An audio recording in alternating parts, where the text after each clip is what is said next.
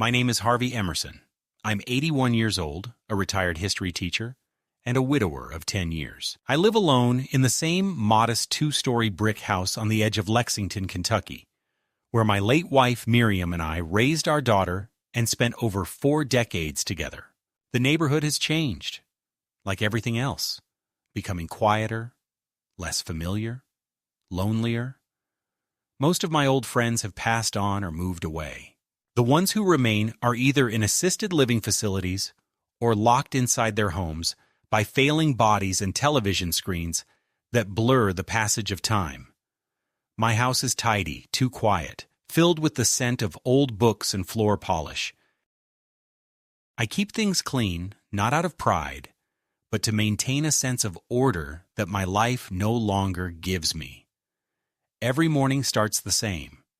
I wake up at 6:30 not because I have anywhere to be, but because my body no longer allows deep sleep. I make oatmeal, sit by the kitchen window, and watch the squirrels dart between the trees in the backyard. It's the same routine Miriam and I shared for years. Only now her chair sits empty, and the silence sometimes feels like it's pressing against my chest. I still speak to her. Sometimes out loud, sometimes only in thought. I ask her if I'm doing the right thing, if she'd be proud of how I've handled everything, of how I've tried to stay connected to our family. I tell her I miss her, because I do, more than I thought humanly possible. My daughter Marcy lives 20 minutes away, in one of those new developments where the houses all look the same and the sidewalks are too clean. She's in insurance, something I've never quite understood, though I pretended to for years. Her son, Carter, my only grandchild, just turned 20. He's in college now, studying communications or marketing or something like that. We don't talk much.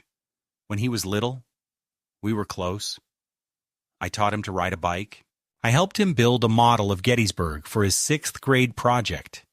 He used to call me Grandpa the Brave because of my stories about the Korean War, even though I never saw combat, only logistics. That title meant everything to me. But as he grew older, Carter changed. Or maybe the world around him did. The warm, curious boy I once knew became withdrawn, impatient, and then, worse, indifferent. Now when he visits, he spends most of the time scrolling through his phone, speaking in sighs and single-syllable words. I've learned not to ask too many questions. The last time I did, Marcy told me I was pushing him too hard. So I sit quietly, offering him snacks, asking about his classes, pretending not to notice when he doesn't answer. He hasn't visited in nearly 2 months now. He says he's too busy. College, girlfriend, work, study, job. I nod and say, I understand, though of course I don't. Marcy calls once a week, usually on Sunday afternoons. The calls last 5, maybe 10 minutes. She asks how I'm feeling, if I've taken my pills, if the bills are paid. She always sounds rushed, like she's doing it out of obligation. I tell her I'm fine, always fine, even when I'm not. I don't want to be a burden. I've become skilled at swallowing loneliness like medicine. My health is decent, all things considered. A little arthritis in the hands, a bad hip from an old ladder fall, but nothing catastrophic. I still drive, though only during the day and only short distances. The neighbors' kids used to stop by and mow the lawn for me. That stopped when their parents moved away. Now I do it myself, slowly, carefully, like everything else. It takes me 3 hours what used to take 1, but there's a certain pride in doing it alone. My finances are stable. Miriam and I were careful. We never spent more than we earned, never bought anything on credit if we couldn't pay it off immediately. I've got a pension, some savings, and the house is long paid off. I've offered help to Marcy more than once. Down payment on their second car, tuition support for Carter's first year, but she always insists she'll manage. Still, I know she struggles. She drops hints in conversations. Medical bills, rising tuition, Carter needing a better laptop. I usually respond by writing checks quietly and mailing them without a word. It feels transactional now, like I'm paying rent for their attention. I suppose what hurts the most is the quiet erosion. There was no great argument, no dramatic falling out, just a gradual distancing, like water wearing away at stone. One visit missed, then another. Calls grew shorter. Holidays became optional. Birthdays forgotten. It's the slow abandonment that guts you, not because it's sudden, but because it makes you question if the closeness was ever real. I try not to blame them. I know times are different. People are busier. Values have changed. But still, I can't shake the feeling that I was once someone to them, and now I'm just someone they tolerate. A placeholder. A fading photograph. Last Christmas, Carter came over for 20 minutes. He gave me a pair of socks, bright neon things with pineapples on them. Funny, right? He said. I smiled and thanked him. I wore them even though they were absurd. He took a picture for Instagram. With the OG chillin', he captioned it. I saw the post later. It got 26 likes. I wondered how many of them knew who I was or cared. Sometimes I look out the window and wonder what it would feel like to be needed again. Not for money or convenience, but truly needed. Missed. Cherished. I imagine Carter as a boy again, running through the yard with a plastic sword, pretending to slay dragons. Back then, he believed I was invincible. I believed it too. Now, most days I feel invisible. I suppose that's the worst part of aging. Not the aches, not the forgetting, not the quiet. It's the invisibility. The sense that you've become part of the wallpaper in other people's lives. Always there, never noticed, until the day you're not. I try to fill my time, I read, I go to the library. I volunteer once a week at the local elementary school, reading to kids who barely know what a record player is. They smile when I talk about the old days, though I can tell most of them think I'm just a relic. Still, it feels good to be listened to, even for a little while. What I want, what I long for, is not admiration or gratitude, just recognition. A sign that I mattered, that the things I taught, the love I gave, the sacrifices I made, they weren't forgotten. That somewhere in Carter's heart, I'm still Grandpa the Brave. But life, I've learned, doesn't always reward patience or goodness. Sometimes it kicks you when you're already down, just to see if you'll get back up. I didn't expect betrayal. I didn't expect cruelty. I thought I had seen all that life could throw at me. I was wrong. It happened on a Saturday afternoon, the kind that used to mean something when Miriam was alive. We'd have lunch on the patio, talk about nothing in particular, then maybe go for a walk through the park if the weather was kind. But now, Saturdays were just another quiet day on the calendar, another reminder that time didn't stop for memory. I was finishing my usual soup, chicken and rice, nothing fancy, when the doorbell rang. That in itself was surprising. No one rang anymore. Most people texted or just didn't bother coming. I opened the door and saw Carter standing there, one hand on his phone, the other holding a duffel bag. Beside him was a young woman I didn't recognize, perhaps 19 or 20, stylish in a careless kind of way, long blonde hair, tight jeans, chewing gum like she didn't know she was on someone's doorstep. "Hey, Grandpa," Carter said, not looking up from his phone. "This is Bree. Say hi, Bree." The girl gave a lazy wave without making eye contact. "We're heading out of town for the weekend. Can you keep an eye on her?" I blinked.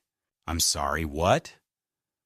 He finally looked up, annoyance flickering in his eyes, as if I'd asked something stupid. "Bree's folks kicked her out for a bit. Long story. She just needs a place to crash while I'm at this retreat thing in Asheville. You know the mentorship event I told you about? He hadn't told me anything. So she'll be here just for 2 nights, tops. She's chill. You won't even notice her. Before I could say anything, Bree stepped past me into the house, dropped her bag in the hallway, and made a beeline for the living room, already tapping through apps on her phone. Carter, I began, trying to keep my voice even. Don't you think this is something we should have talked about first? I'm not comfortable having a stranger in my home without any warning. He sighed dramatically, as if I'd just ruined his day. God, Grandpa. She's not a stranger. She's with me. It's not a big deal. You're just babysitting, basically. I mean, what else do you have going on? The words hit me like a slap. Just babysitting. What else do I have going on? I stared at him, at this young man I once taught to tie his shoes, who used to ask me to read him stories at bedtime, who once told his entire first-grade class that his grandpa was a war hero. Carter, I said slowly, trying to choose my words carefully, this isn't about having something going on. It's about respect. You didn't even ask. You just showed up and assumed. He rolled his eyes. It's for 2 nights. You always say how quiet the house is. Now you won't be alone. Think of it as company. I felt something tighten in my chest. Not physical pain, but something colder. He didn't understand. Worse, he didn't want to understand. He was already backing away, heading down the porch steps. I'll check in tomorrow. She's got my number if anything comes up. Thanks, Grandpa. You're the best. And with that, he was gone. The car engine revving in the driveway, music thumping as he drove away like nothing unusual had happened. I stood in the doorway for a long time, unsure what to do. Bree was already on the couch, feet up, shoes still on, a can of soda from my fridge in her hand. I thought about saying something about asking her to treat the house with some courtesy, but I stopped myself. What would it change? She wasn't the problem. She was just the symptom. I went back to the kitchen and sat down, my half-eaten soup now cold, appetite gone. That evening, Bree barely acknowledged me. She ordered food from her phone, didn't offer to share, and when I mentioned that the Wi-Fi could be a bit slow, she said, "Ugh, yeah, no kidding," and went back to scrolling. At around 10, she asked if she could smoke on the porch. I said no, that I didn't allow smoking on the property. She gave me a look like I'd told her to dig her own grave. Whatever, she muttered, grabbing her bag and disappearing upstairs into the guest room. I heard her on the phone for the next hour, giggling and swearing loudly. I shut my bedroom door, but it didn't help. I lay awake for a long time that night, staring at the ceiling, listening to the creaks of the old house, as if it too was trying to make sense of what had just happened. I kept replaying Carter's words in my head. You're just babysitting, like I was some paid caretaker, like my presence had no value beyond convenience. I thought of all the times I'd driven him to school, stayed up with him when he had a fever, paid for his summer camps, bought him books because he said he wanted to be smart like Grandpa. All of it shrunk down to a weekend favor. The next morning, Bree was already gone when I came down for breakfast. No note, no text, no mention of where she'd gone. Her duffel bag was still by the couch, so I assumed she planned to return. Around noon, Marcy called, not to ask how I was, but to check if Carter had dropped off Bree. She said she might stop by, I lied. Oh, good, Marcy said, sounding distracted. Carter's been so busy lately, I barely see him. It's nice she has someone like you around. You've always been the dependable one. That word, dependable, landed with the same dull ache as babysitter. I was a utility, a fixture. Reliable like plumbing. Taken for granted until it breaks. When Bree finally returned late that afternoon, she came in with takeout again, didn't say a word, and disappeared upstairs. I thought about confronting her, about calling Carter and telling him to come get her, but I didn't. I don't know why. Maybe because I didn't want to deal with the confrontation. Maybe because I didn't want to hear Carter tell me I was overreacting. Or maybe, and this is the part that hurt most, I didn't want to push them away even more than they already were. Sunday evening, Carter came to pick her up. He didn't come inside. Bree stepped out without a thank you, without a goodbye. Carter sat in the car, engine running, and waved from the driver's seat. "Thanks again, Grandpa. You're a lifesaver." I didn't wave back. I closed the door and stood in the hallway, the quiet swallowing the space they'd left behind. I went into the living room and looked at the spot on the couch where Bree had sat. A faint outline of her body still lingered in the cushions, an indentation like a bruise. I walked over, sat down, and tried to imagine Miriam in her chair across from me. What would she say? What would she do? She always believed the best in people, especially family. "They're just young," she would say. "They don't understand yet. They will." But I wasn't so sure anymore. That night I took out the old family albums, the ones with Carter's baby pictures, drawings he made in kindergarten, a crayon scribbled, "I love you, Grandpa," in shaky handwriting. I turned the pages slowly, and with each turn I felt something inside me fracture, not because I missed the past, but because I was beginning to suspect it wasn't coming back. I wasn't just being left behind. I was being erased, quietly, without ceremony. I closed the album, turned off the lamp, and sat in the dark for a long time. Something had shifted. A line had been crossed. They didn't see it, but I did, and I wouldn't forget. The weeks that followed passed in a strange kind of haze, days marked by silence, interrupted only by the mechanical hum of the refrigerator, the slow ticking of the kitchen clock, and the occasional phone call from Marcy that always began with a sigh, and ended with a promise to catch up properly soon. I tried to shake the feeling of what had happened with Carter and Bree, to chalk it up to youthful carelessness or misjudgment, but the words he'd said, "You're just babysitting," kept echoing in my mind like an insult carved into the walls of the house itself.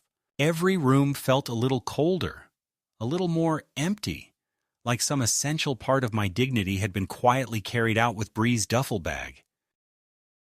I busied myself with yard work, cleaning, rereading old books that had once stirred my imagination, but now just filled the silence. But inside, something had shifted, something I couldn't quite name.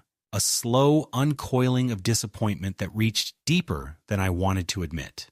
It wasn't long after that Marcy called again, not to apologize or even mention what had happened, but to ask if I could help out a little.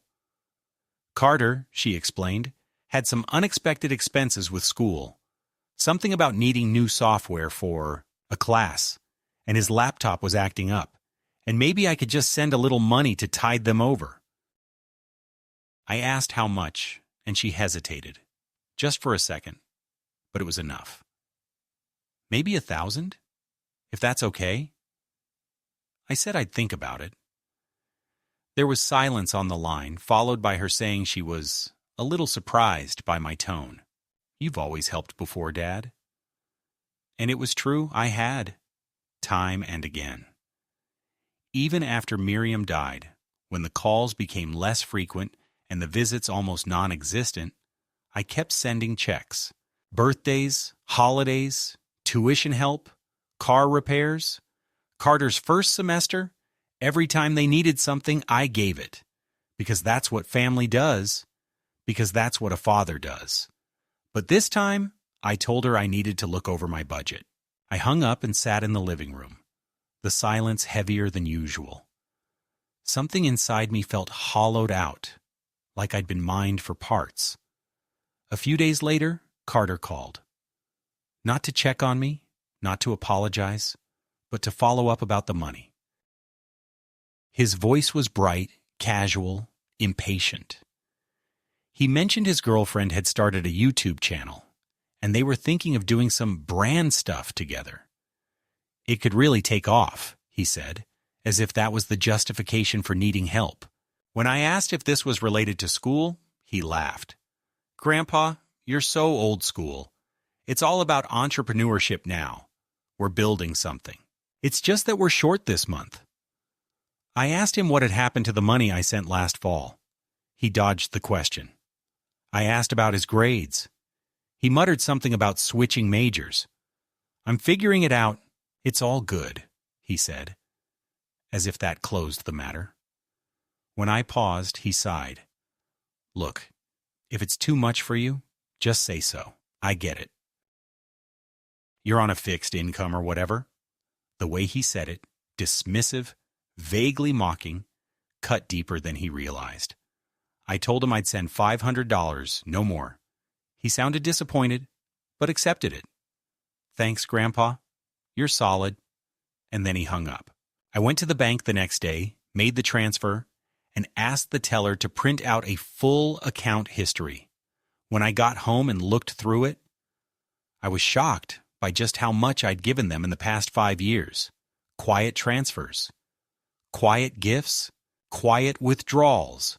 It added up to over $28,000.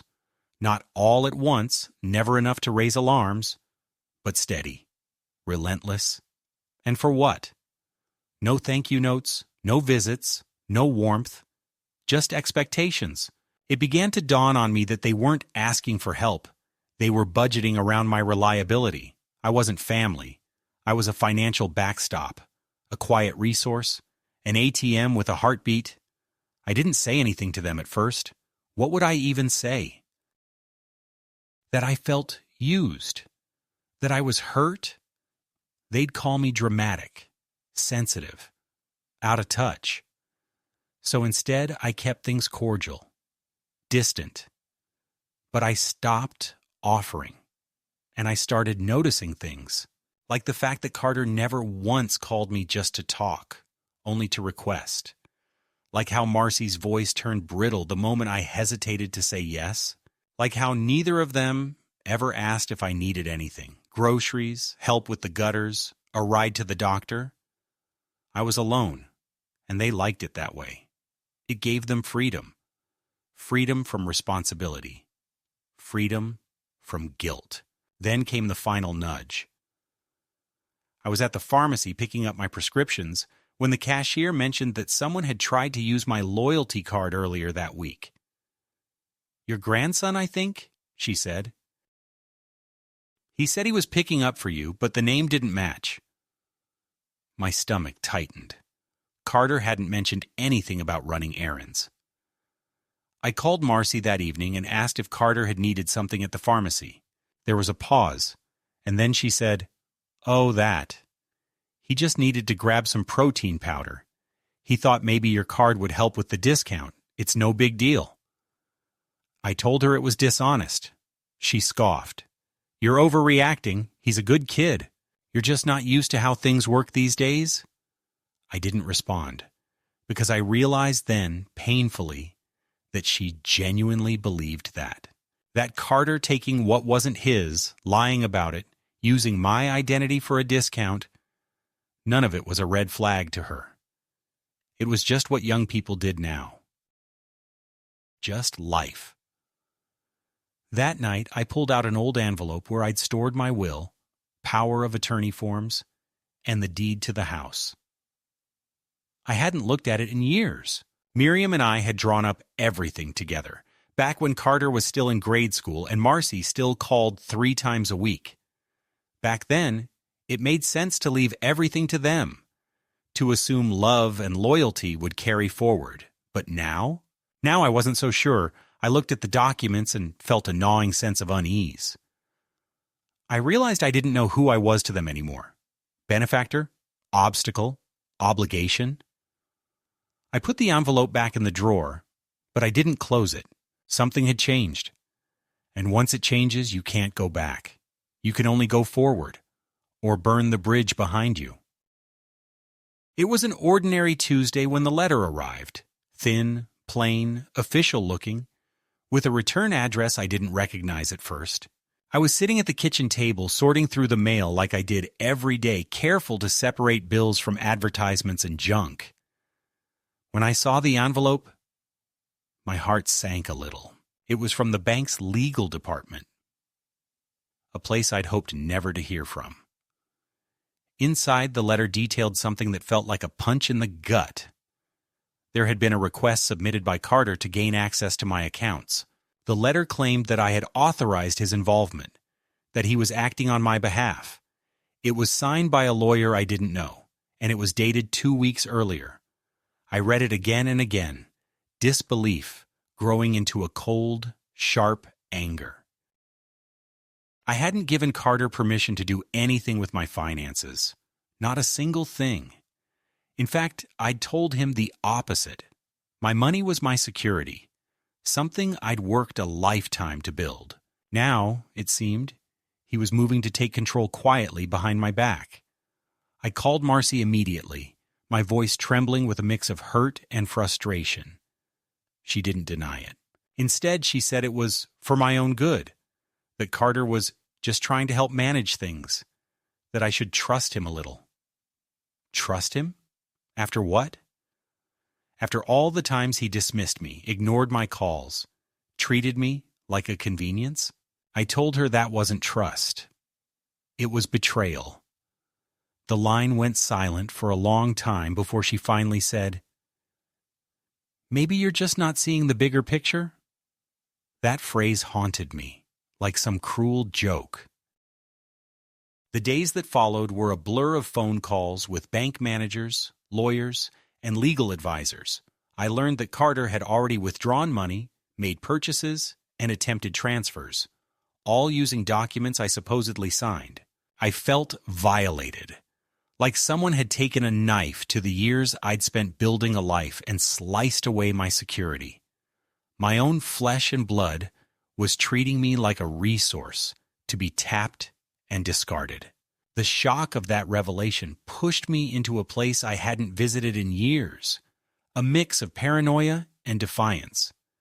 I found myself pacing late at night, trying to make sense of it all. How could they think this was acceptable? How could they believe I would willingly hand over control of my life and legacy? I thought of Miriam, how she would have reacted, probably with tears and quiet rage, urging me to stand firm, to fight for what was mine. I felt suddenly more alone than ever, but something else happened. Beneath the anger, a flicker of clarity grew. I began to realize that this wasn't just about money. It was about respect, about recognition, about being seen as a person and not just an obstacle or an ATM. It was about taking back control of the narrative of my own life. I wasn't going to let them erase me quietly. With the help of a trusted attorney, I began the slow, complicated process of challenging the legitimacy of Carter's actions. I submitted affidavits, medical evaluations, and proof that I had never authorized any of the financial moves attributed to me. The bank froze the accounts temporarily, but Carter and Marcy fought back, claiming I was suffering from dementia, that I was no longer capable of managing my affairs. They presented documents that I knew nothing about, medical assessments that painted me as confused, forgetful, vulnerable. That accusation stung as deeply as the theft. I was not a frail old man lost to time. I was Harvey Emerson, a man who had taught thousands of students, loved his family fiercely, and faced life's challenges head-on. I refused to be reduced to a stereotype, to have my mind doubted because of my age. I agreed to undergo independent evaluations, prepared for every test with determination. The doctors I saw listened carefully, asked thoughtful questions, and after a series of assessments, declared me mentally competent. I felt a quiet triumph in that verdict, but I also felt the bitter weight of what had been done to get me there. This was no longer just a family disagreement. It was a battle for dignity, for justice, for the truth, and I was fighting alone. At times, The loneliness overwhelmed me. I would sit in my living room, staring at photographs of Miriam and Carter as a child, wondering when the warmth had turned cold. I thought about the promises made in happier days, the trust that had been broken, and the path that lay ahead. I had to be careful. They were crafty, willing to manipulate documents, doctors, and emotions to get what they wanted. But I was determined not to give up. The ordeal also opened my eyes to the fragility of family ties, especially when money is involved. I realized that love is sometimes conditional, that loyalty can be bought and sold, and that the people closest to you can be the ones who hurt you most. It was a painful truth, but it steeled my resolve. I would not be cast aside. I would reclaim what was mine, not just for myself, but to honor the life Miriam and I had built, and to protect whatever legacy I could leave behind. In the quiet moments between court hearings and doctor's appointments, I began to plan. I reached out to old friends, neighbors, and community members, rebuilding the support network that had slowly eroded. I contacted charities and institutions that had once been dear to Miriam and me. I started drafting letters, outlining my wishes for the future in a way that no one could challenge. The letter from the bank had been the catalyst I needed, not just to fight back financially, but to fight back emotionally and morally. I was no longer willing to be invisible, no longer willing to accept the role they had cast me in. This was my life, my story, and I would write its next chapters with strength, dignity, and, if necessary, justice. As the legal battles dragged on, I found solace in small victories. A supportive word from a lawyer, a kind gesture from a neighbor, a phone call from someone who remembered me as more than just a name on a check. These moments reminded me that I was not alone, that I was still a man of value and meaning. And in the depths of my heart, I held on to the hope that one day Carter and Marcy would understand. That family isn't just about inheritance or convenience, but about respect, love, and the ties that bind us beyond money and selfishness. Until then, I would stand firm. The turning point came not in the form of some dramatic outburst or legal ruling, but quietly, as many of the most decisive events in my life have, through a detail buried in paperwork I had nearly forgotten existed. It was late one evening, and I was sitting at the dining table with a cup of black coffee I'd brewed too strong, flipping through a drawer I hadn't touched in years. There, among Miriam's old birthday cards and expired coupons, I found a folder labeled Maplewood. At first I didn't recognize it, but when I opened it and saw the copies of the deed, the mortgage agreement, and a highlighted phrase reading joint tenancy with rights of survivorship, my heart froze. I remembered the day Marcy and Carter asked me for help with the down payment on their new house. They said it was just a formality, that being listed as a co-borrower would help them secure better rates. I had agreed, trusting, perhaps naively, that it meant little more than helping family. I had barely read the documents, but now, here it was in writing. Legally binding proof that I wasn't just a co-signer, I was a co-owner. I owned a third of that house. The realization sent a tremor through me. For years, they had spoken about their home, their kitchen, their plans for renovation, their future. They had never invited me over after the first month, never acknowledged me as anything but the man who wrote the check. Yet by every legal definition, I was as much a part of that house as they were. And suddenly, the pattern of the past few months, the distancing, the manipulation, the attempt to assume control over my finances, clicked into place with horrifying clarity. They had planned to push me out, not just from their lives, but from everything I had built. The abandoned calls, the forged documents, the planted rumors of mental decline. It was a coordinated effort to strip me of identity, agency, and security. I could feel it in my bones. And now I had proof. That night I didn't sleep. I sat in the living room with the documents spread across the coffee table like a battlefield map, thinking not just of what they had done, but why. Was it resentment? Entitlement? Did Carter believe that being born into the family gave him the right to take whatever he wanted? Did Marcy truly see me as an obstacle to be removed? Or was it all colder than that? Simple opportunism, the kind born when affection runs dry and greed takes root. I thought back to Carter's childhood, to his drawings and hugs and the way he used to run to me at the gate. Was it all real then? If so, how had we come to this? The next day, I made an appointment with Martin Langley, an old colleague of mine who had become a real estate lawyer. We hadn't spoken in years, but when I called and explained the situation, his voice sharpened with interest. I brought him the documents, and he confirmed what I suspected. As a one-third owner, I had the right to sell my portion, to force a sale of the property, even to initiate proceedings if the other parties refused to cooperate. They can't just erase you, he said, his tone firm. They'd have to go through you, or the courts. It was the first time in weeks I'd felt something close to power. I asked what the next step was. First, he said, we notify them. Formally. No more phone calls or assumptions. We draft a letter of intent to sell your share and request either a buyout or joint sale. They'll have 30 days to respond. I nodded, heart pounding with something between dread and resolve. While Martin prepared the documents, I contacted Veronica Page, a local real estate agent who came highly recommended.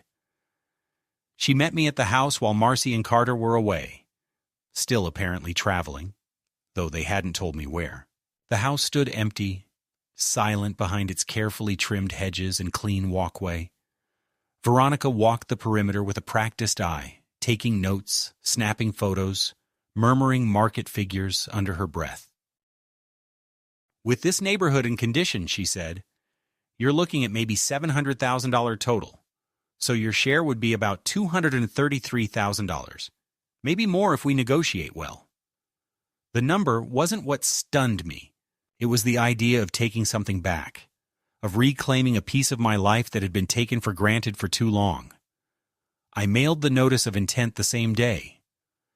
Registered post. Signature required.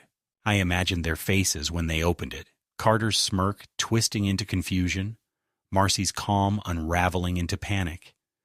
I didn't enjoy the thought, not exactly, but I couldn't deny the sense of justice it brought. The reply came a week later, not from them directly, but from a lawyer representing both. His tone was sharp, defensive. He claimed I was confused about my role in the ownership, that I had never expressed interest in the property, and that my recent behavior raised serious concerns about capacity. The implication was clear. They were trying to paint me as mentally unfit again. They were going to fight. But I was ready now. We responded with medical documents from 3 separate specialists who had assessed me in the previous month, none of whom found evidence of dementia, cognitive decline, or incapacity. I included a letter from my longtime physician, who testified to my mental clarity and independent living. We attached the deed, highlighted the clauses. The message was simple. I was lucid, I was a legal owner, and I was not going away. That same week, I received a phone call from Marcy. It was the first time she'd called in nearly a month. Her voice was tight, brittle. Dad, we got your letter. What's going on? I asked her to speak with her lawyer. She ignored that. You're overreacting. This isn't necessary. We can figure this out as a family. The word family caught in my throat like a bone. Now we're a family? I asked, my voice colder than I intended. After months of silence? After unauthorized access to my finances? after lies about my health?" She went quiet. Then, in a lower voice, said, "We were worried about you, that's all. We thought maybe you needed help." I almost laughed. Help is when you ask someone how they're doing. Help is bringing groceries, not stealing access to their bank account. You don't get to call this help, Marcy. She didn't reply. The sale proceedings advanced. Veronica found a serious buyer within 2 weeks, an older couple looking to downsize from a larger estate. They made a strong offer, $7,000 to $15,000, contingent on a clean title. That meant Marcy and Carter would have to agree to sell or face legal pressure. When they still refused to respond formally, Martin filed a petition in family court requesting a partition by sale, a process that would legally force the sale of the home and divide the proceeds. The court set a hearing date for the following month. During that time, Carter finally reached out, not by phone, but by showing up unannounced on my porch. He looked thinner than I remembered, pale and twitchy, dressed in expensive streetwear that reeked of effort. "Can we talk?" he said, avoiding eye contact. I let him in. We sat in silence for a while. He made small talk, asked about the weather, mentioned some business he was trying to get off the ground. I waited. Eventually he said, "I didn't mean to push things so far. We just thought maybe it was time." "Time for what?" I asked. "To put me in a home? Take my money? Erase me from the deed I paid into?" He flushed red. "No, not like that. We just thought it'd be easier for everyone if I stopped being your problem," I finished. He didn't deny it. I nodded. "Well, it's not going to be easier, not anymore." He stood agitated. "You're going to destroy everything. We worked so hard on that house. Mom's devastated." I looked at him, really looked at him. For the first time, not as the boy I helped raise, but as the man he had become, entitled, unaccountable, someone who mistook kindness for weakness and silence for permission. "You destroyed it, Carter," I said, my voice steady, "when you started treating me like an obstacle instead of a grandfather." He left without saying goodbye. The day of the court hearing arrived with little fanfare. I didn't attend. Martin handled everything. Later that afternoon, he called to tell me the judge had ruled in our favor. The house would be sold, the proceeds divided by law. Marcy and Carter had 30 days to vacate. If they refused, the sheriff would be notified. There were no more appeals left. That night I opened a bottle of wine that Miriam and I had been saving for a special occasion. I drank a glass alone in the living room, the quiet no longer oppressive, but peaceful. I had fought, not for revenge, but for recognition, for memory, for dignity. They had underestimated me. They had thought I was too old, too soft, too forgetful to resist. But I remembered everything, and I wasn't done yet. The moment I had prepared for, waited for, and silently feared arrived not with a letter or a call, but with the rumble of a car engine pulling up outside my new apartment. I was sitting by the window, sipping my afternoon tea and reading the same page of a novel for the third time, when I heard the tires crunch on gravel and the sudden silence that followed. I looked up and recognized the car immediately. A sleek black SUV, newer than the one Carter used to drive, its shine out of place against the muted palette of our modest complex. The doors opened in quick succession. Marcy stepped out first, wearing sunglasses despite the overcast sky. Her posture rigid with tension, her every movement sharp and purposeful. Carter followed slower, shoulders hunched, hands buried in his jacket pockets. They didn't look around or admire the small pond that glistened a few feet from the entrance, didn't greet the older couple watering their potted plants. They came with a singular purpose, their expressions carved in granite, as if rehearsing the confrontation all the way there. I met them at the door before they could knock. "You shouldn't have come," I said quietly, stepping outside. not wanting this scene to unfold in my living room where the air still smelled of peace. Marcy took off her sunglasses, her eyes red-rimmed but dry. "We need to talk, Dad," she said, voice tight. "There's nothing left to talk about," I answered. "You got the court ruling. The house is being sold. I've disengaged from your accounts. You received your shares. What more is there?" "You blindsided us," Carter muttered, looking away. "You made us look like fools." "You did that to yourselves," I replied. "All I did was stop playing the role you assigned me." They followed me to the small bench near the edge of the courtyard. We sat, not speaking for a long moment. Finally, Marcy inhaled deeply. "We weren't trying to hurt you. We thought we were helping you.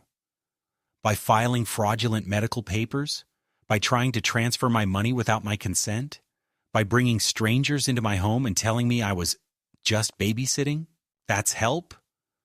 She shook her head, her voice cracking. "You don't understand how hard things have been. The bills, the college loans, the pressure.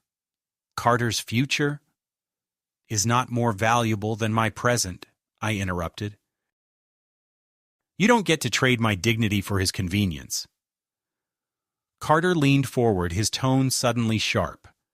"You could have come to us. We're family. You didn't have to go nuclear, selling the house, draining the account. What are we supposed to do now?"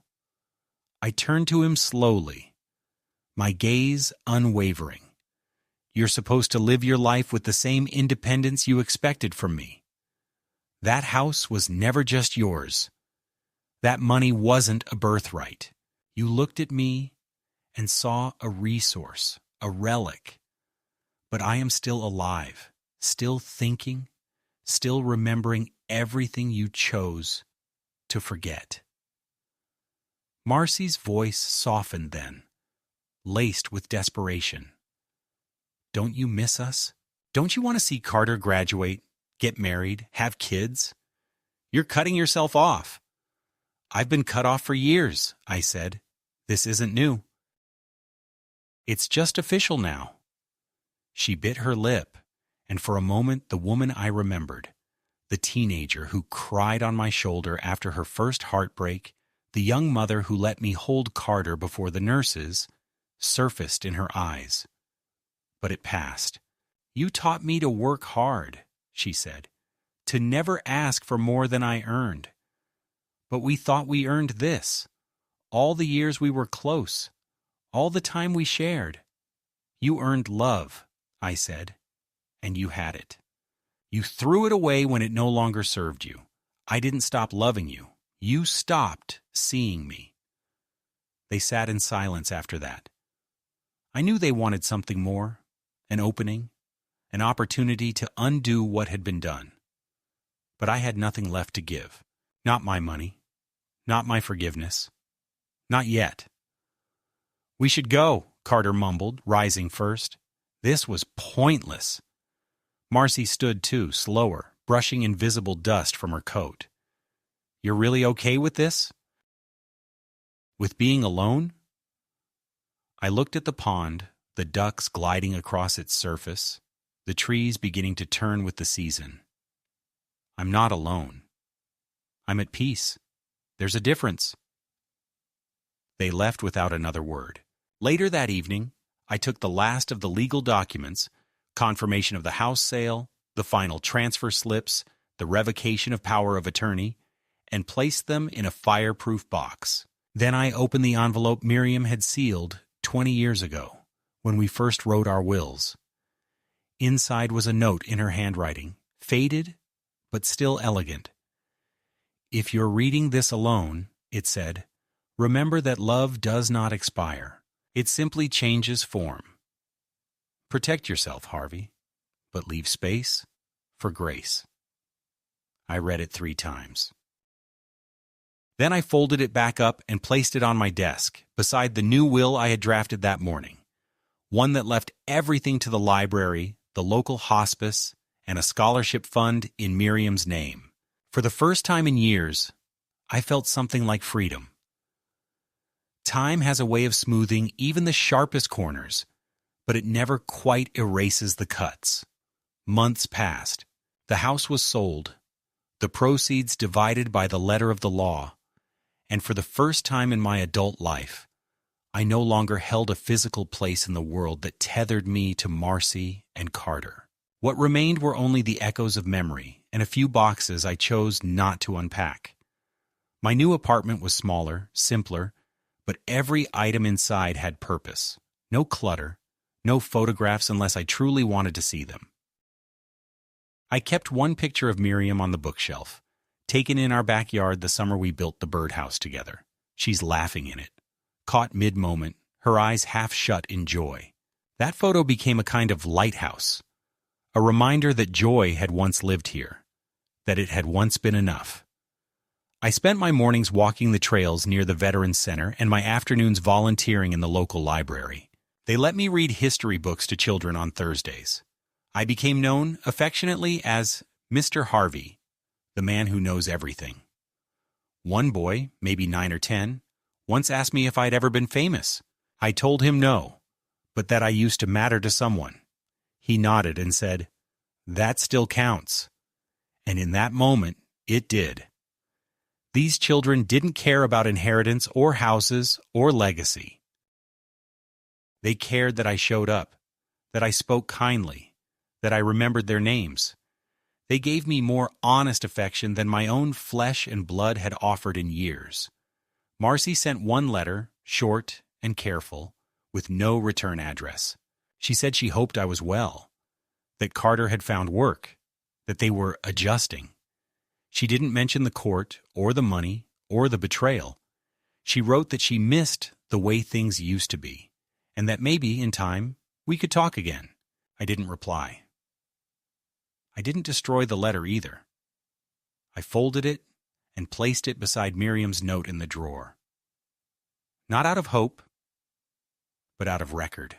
There are some things worth preserving, not because they deserve resurrection, but because they serve as evidence of the arc a life can take. Carter never wrote. I didn't expect him to. But one day, while leaving the library, I saw someone had slipped a note into my mailbox there. It was written in all lowercase on torn notebook paper. It read, "I'm sorry I didn't understand what you were worth." No name, no signature. But I knew. I read it once, didn't take it home, didn't keep it. Some apologies are meant to stay light, to be carried only as long as they need to. One quiet Sunday, I returned to the old neighborhood, not to visit, but to say goodbye to the street that had once held the architecture of my entire adult life. The new owners had painted the shutters blue, planted a Japanese maple where Miriam's roses used to grow. I didn't knock. I simply stood across the street for a while, remembering the sound of her laughter echoing from the kitchen window, the thump of Carter's toy sword against the porch rails, the feel of the morning breeze against my face when I used to read the paper, before the world turned. And then I turned away and walked back to my car, not with sadness, but with finality. In the end, I chose to live not as a man betrayed, but as a man reclaimed. My story didn't end in bitterness, though it passed through it. It didn't end in rage, though rage had built its foundation. It ended with me sitting in a room filled with books, surrounded by strangers who knew me only for what I offered in the present, not what they thought I owed them, from the past. It ended with my own name, not theirs, with my own breath, not their silence, with dignity intact and peace, at last, earned. And that, I believe, is what justice sometimes looks like. Not revenge, not reconciliation, but quiet self-possession in the face of all that tried to diminish you. I was not just a babysitter. I was a man who remembered everything.